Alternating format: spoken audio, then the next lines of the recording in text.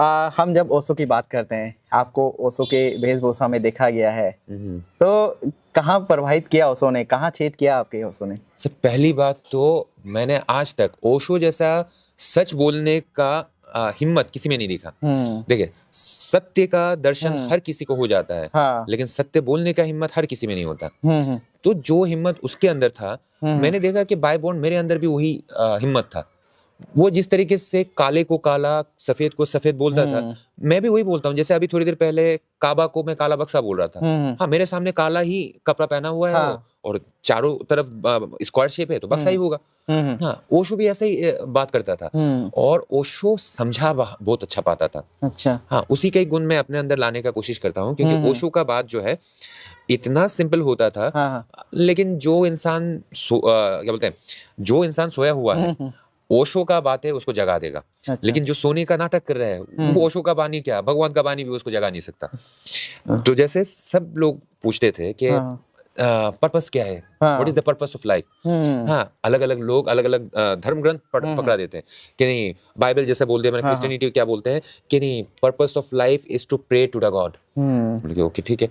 अब इस्लाम में मैं पैदा हुआ था, मतलब purpose of life is to pray for अल्लाह।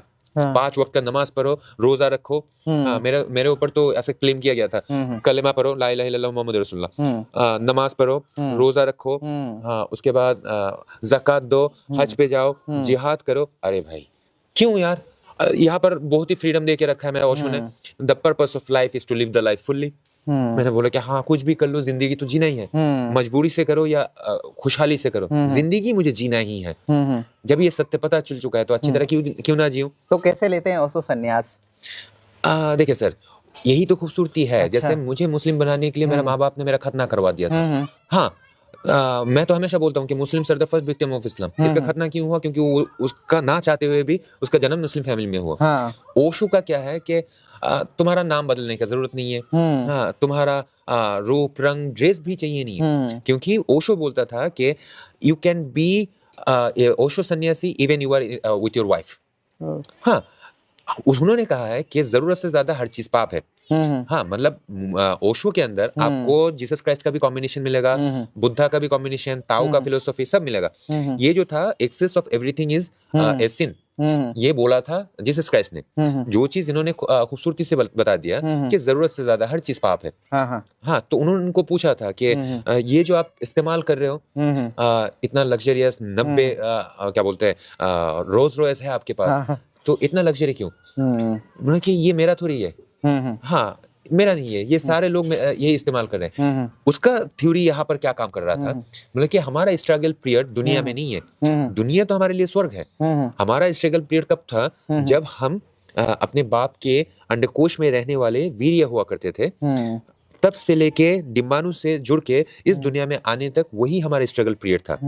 हाँ, एवोल्यूशन, जो एवोल्यूशन चल रहा था उसी माँ के गर्भ में ही हो रहा था। जब इस दुनिया के सबसे खूबसूरत द्वार से माँ की योनि से मैं बाहर आ गया, तो सेलिब्रेट, क्योंकि इतना स्ट्रगल से जब कोई इंसान 300 मिलियन स्पर्म को पराजित करके वो जब दुनिया में आ चुका है एक इंसान, तो उसके लिए तो 21 तोपों का सलामी होना चाहिए ना।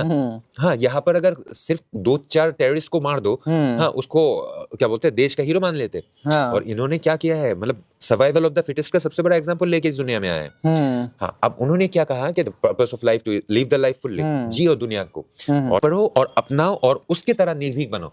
जिस दिन सारे लोग ओशो जैसा निर्भीक हो जाएंगे, गंदगी कुछ रहेगा नहीं। उसका रीजन क्या है कि आईना अगर हर एक दीवार पे लगा दिया जाए, वहां पर कोई भी इंसान गंदा नहीं रह सकता, क्योंकि आईने में वो अपना शक्ल देखेगा, बोले कि आया है, बहुत दिन हो गया दाढ़ी शेव नहीं किया।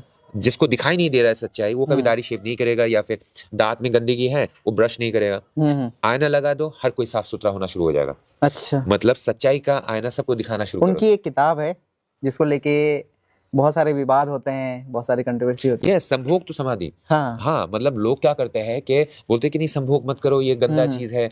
उनका एक्सप्लेनेशन क्या जानते हैं कि अच्छा, संभोग गंदा चीज है, बोले हाँ, ये सब नहीं करते हम लोग, ब्रह्मचारी है, ये गंदा चीज है। बोले कि ओके, ठीक है, श्री कृष्णा का माँ बाप अगर सेक्स ना करते तो श्री कृष्णा पैदा होता?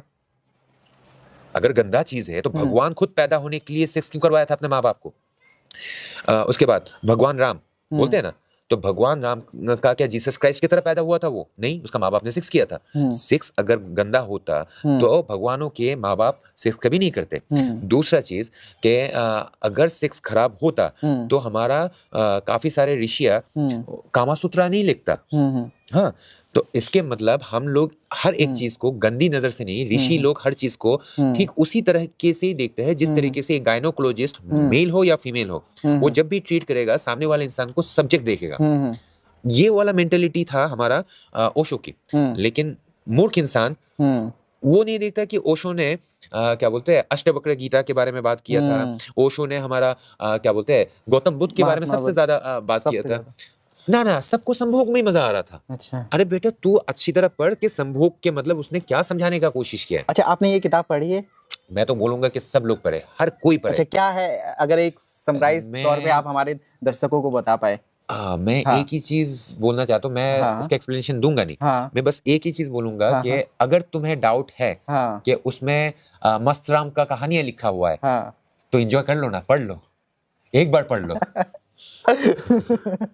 This is the way to make everyone read. हाँ, वो असल में क्या है, दुनिया का लोग क्या करते हैं कि दे जज the book by its cover. और ये इंसानों का गलती नहीं है। हमारा भगवान राम का बीवी जो थी, हमारा माता सीता, उन्होंने भी वस्त्र देख के उसको जज कर लिया था कि सामने वाला राम रहीम नहीं, ये शायद भगवान राम का अवतार ही होगा। अच्छा, हाँ, ऐसा ही समझ लिया था ना वो रावण को वस्त्र में देख के। तो कभी भी ओशो हो या क्या बोलते हैं हमारा कॉन्स्टिट्यूशन हो, बिना पढ़े उसको भला या बुरा मत कहना। अच्छा, हाँ, अगर संभोग देख के आपको अगर डाउट हो रहा है तो देख लो पढ़ के। अच्छा, ज्ञान होता है, संभोग हो या क्या बोलते हैं गीता हो, ज्ञान लो।